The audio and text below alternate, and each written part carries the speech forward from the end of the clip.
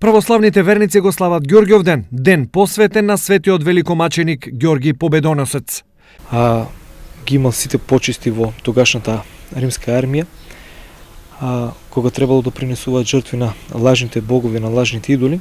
Светиот великомаченик Ѓорги се изјаснил како христијанин и го посведочил верата за Христа, и поради тоа бил најпрвен со ласкави, со убави зборови сакале да го убедат да се откаже од верата во Христа, но тој останал цврст во својата намера и поради тоа бил предаден на мачење во најсвирепи мајки, посведочил за вистинската вера во Христос.